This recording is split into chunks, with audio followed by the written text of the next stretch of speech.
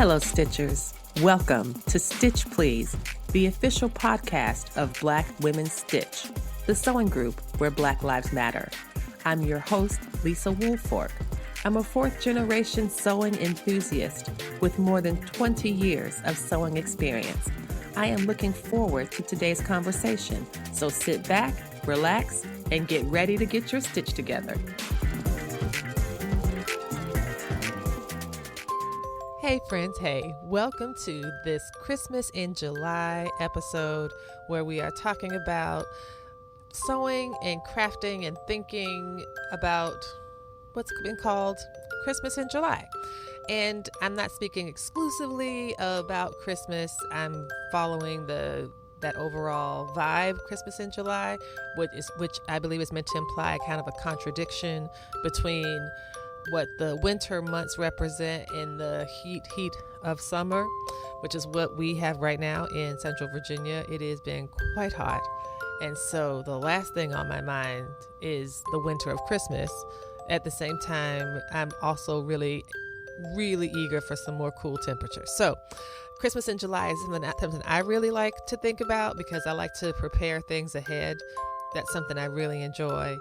And so I've assembled a few friends of the show to come on and just talk a little bit about what Christmas in July means to them. So we're going to learn a bit more about folks who love Hallmark movies, people who are crocheting, people who have the great suggestions for ornaments and decorations, as well as a quick chat with my mother about her own Christmas in July experiences and how we may or may not have found Santa at Busch Gardens in 1976. So stay tuned.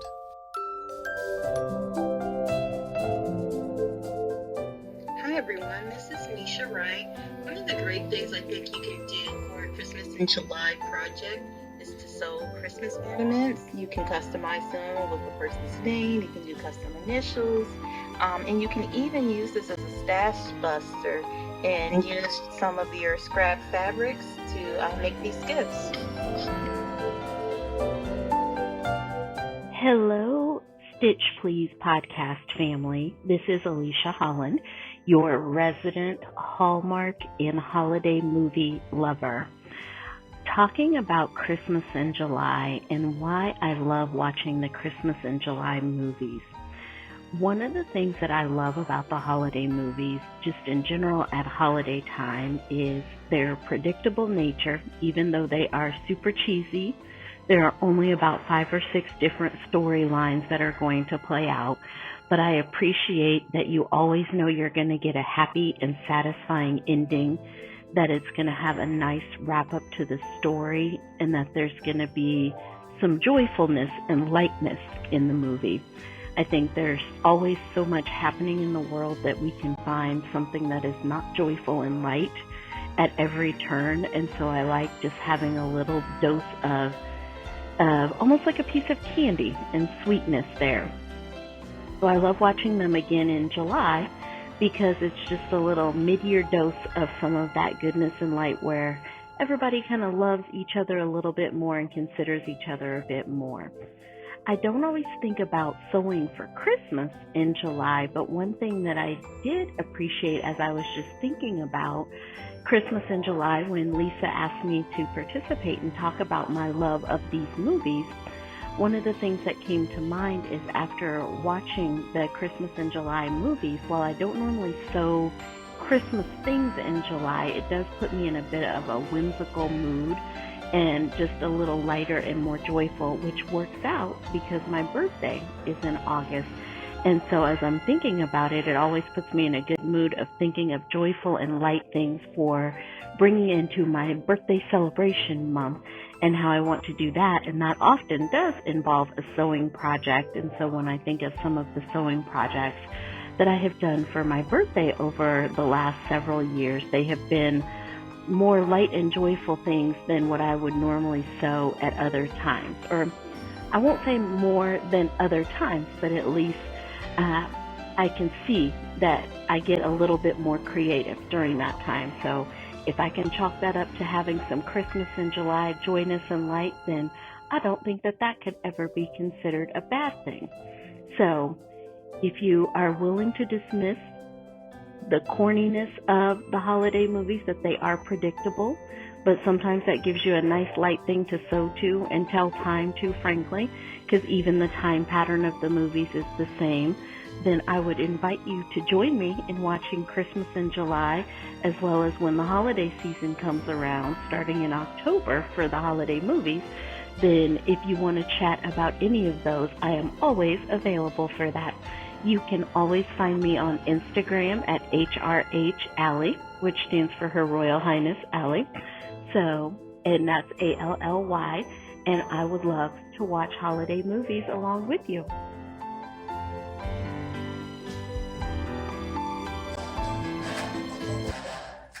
Hello, my name is Laverne Benton, and I am the owner of Busy Peach LLC. I specialize in hand-dyed 100% Pima cotton yarn, tinsel yarn, project journals, and other fun accessories.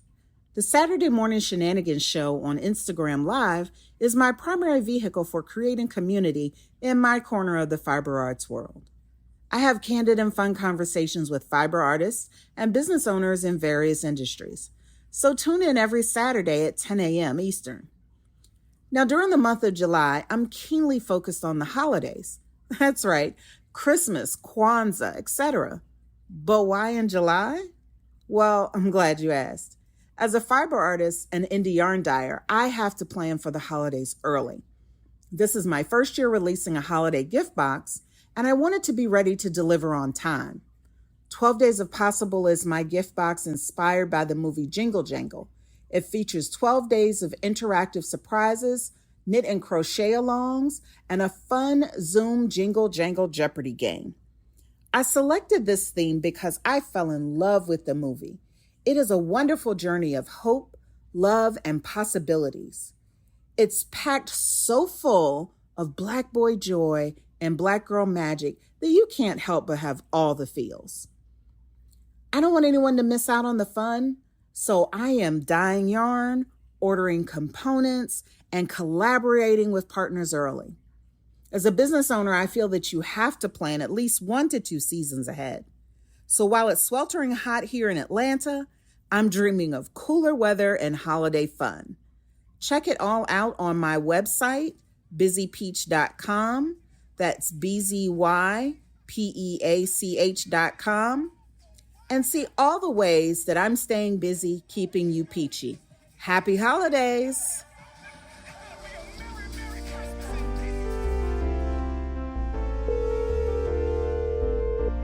Hey, it's me again. Hello. All right. Okay.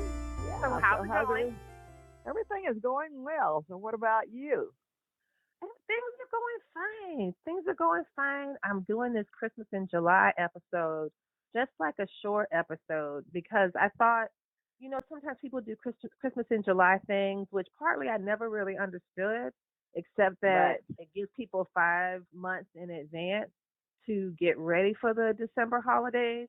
And then I started thinking, well, maybe Christmas in July becomes a thing because, like, remember layaway from back in the day? I don't know if they do that still, but people were I think that sometimes, they could find things. But then some people like to shop in July because what they do is they will buy things that was like some of the spring stuff, or like they find some of the stuff that was left over from winter, and now you can get it really, really cheap. And then some people like to not only shop, but they'll shop and put stuff up and have it like stacked on shelves. Right. So that when it comes into December, by the time they get to December, they have bought the major gifts, for family and friends and stuff like that. Did you used to do that with us? Did you used to buy stuff for us early? No, unless it was something that you guys wanted and I wanted to get, I could get it and put it somewhere. But you all were so nosy until you couldn't hide anything in the house. And so you couldn't be cluttering up other folks' houses with stuff that you bought in July and let them keep it till Christmas. We were discoverers. Yeah, you were explorers. I mean, you all did, go into everything. I mean, nothing was hidden. Just you would go and look for it. And if I came home with packages or something like that, oh, I no, there's no way. If you saw me bringing packages in, no, never could hide anything like that. Even when I shopped for you all, and when it was like during the holiday season, I had somewhere that I would take the things. Did you catch it? Did you hear it when she said, I'd have to take it somewhere? She said, somewhere. And I was 100% sure she was not going to say where that somewhere was. I'd take them out to Miss Lee's house and just leave them out there, or Aunt Betty's house, because her boys had grown up. I would just take them over there and leave them. I'd leave some stuff in the trunk of the car until I got a chance to carry it to somebody's house. Golly, we were a mess. Well, not me, but the rest of them. Golly. They were busy. Yeah, somebody was real busy and nosy.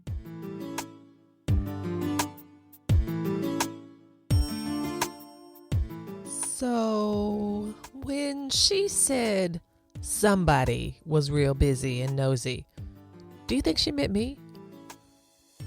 I don't think she meant me. How could she have possibly meant me? But never mind. Nah, of course she didn't mean me. Stick around. We are going to go on a very short break and we'll be right back.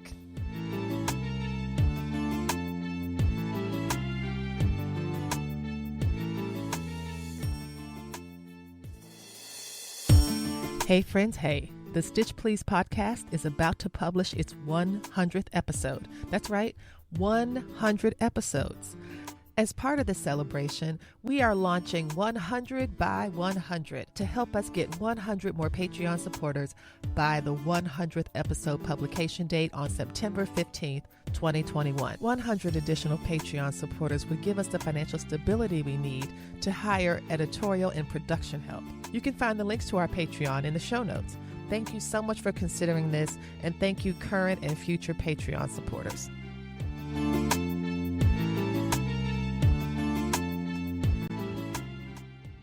And before we jump back into the episode, I wanted to thank the most recent Patreon supporters who have joined us for this 100 by 100 campaign. Thank you so much to Teresa, Aisha, Lisa, Suzanne, Stacy, Aniko, Angel, Carolyn, Katie, Kate, Michelle, Nikki, Preston, Cece, Julia, Lee, Emily, Eve, Jay, Elizabeth, Veronica, Maureen and Calvin, and Emily. Thank you all so much for your support. We really appreciate it. We now have 80 more to go before September 15th, 2021. Off to such a strong start. Thank you so much. You're listening to the Stitch Please podcast, and we're talking today about Christmas in July, a chance to think about the December holidays in the hot summer months. And I'm talking right now with my mother. We talked about some of the things she used to do to keep some of the holiday traditions alive, so to speak. And now we're going to talk about the time that I may or may not have discovered Santa Claus at Busch Gardens. Yeah. I was gonna ask you to tell us about the time we thought we found Santa Claus on vacation at Busch Gardens. Oh God, that was so funny. It was this big guy, and he had the beard on. Now he didn't have he had on Bermuda shorts and a colorful shirt, just summer outfit.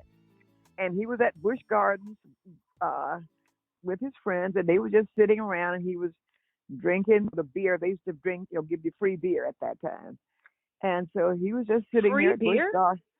They would give free beer, well, to the adults, when you went through because Busch Gardens was a brewery. At one point in time, when in the earlier days, I don't know if they still brew stuff over there, but they used to brew over there. And they would have beer, or you could buy beer or get beer very, very inexpensively. And so this man, you all looked up and saw this man, and all of a sudden I heard you say, "There's Santa Claus," and you took off running to this person. And he was so gracious. He was so nice. His wife, I thought she was going to just lose it. She laughed and she laughed. And he sat there and he sat down and he talked to you all and was talking to you and was saying, well, and asking you, well, are you all being good girls? Yes, yes. Well, I was so surprised to see him on vacation. Well, he said that he had had a busy season and he has been working. So he worked and he's gotten everything organized and finished up everything in December. And so by spring break, this is his time to really just relax and rest. And so he was just having a good time. And oh my God, but it was just funny. It was just so funny. Oh And God. you all didn't think anything of this man having on Bermuda shorts and a colorful shirt. I guess because it was Florida and it was hot and it was okay. But it was fun. It was funny. You all Oh were my some God. characters. You all were characters. Just characters. Just to walk up to a total stranger and decide that they're Santa Claus. All three of us. I have Yeah, a feeling that this is absolutely something that I would do. That I would be like, look, everyone. And everybody else just followed. When you saw Santa Claus, the rest of them just followed right along. They were racing over to talk to him. Oh my gosh, that's so funny. I was like, well, of course. I guess he was just gracious. He just sat there and he laughed and he was just so jovial and so and you all were thanking him for all the stuff and then telling him what you got and how much you liked it. It was just funny. That is very funny. That is so funny. Oh my gosh, Mama, thank you for telling that story. I don't think I really remember the experience, but I remember the story. Maybe you were 5 or 6. So that meant the other little girls were what, like 3, 4? Yeah. Yeah, 3 and 3 and 2. Yep. So you led the charge when you met Santa, when you saw Santa, and he didn't have to have on his suit, his Santa suit. It was okay for him to have on Bermuda shorts and a colorful shirt and his sandals, and it was just I'm funny. sure I had seen it in a book or something or had something in my imagination about Santa on vacation. Like, I'm pretty sure that's the only reason I could think of that I would. But again, of course, it's Florida. Everybody comes to Florida for vacation. Why wouldn't he come? I know. And so he says that, he was getting things together, but just in the summer, he tries to take little vacations and trips so that he can rest and relax. Oh, gosh. That's so great. Oh, my gosh. Well, I'm going to thank you again for this conversation. I'm going to press pause, and I'm going to call you right back. Okay. Okay. Love you. Love you, too. You've been listening to the Stitch Please podcast in our special Christmas in July episode. I am very thankful to Nesha Wright, Allysia Holland, Laverne Benton, and my mother, Ianthia Woolfork, for this conversation today. Thank you all so much. Come back next week and we'll help you get your stitch together.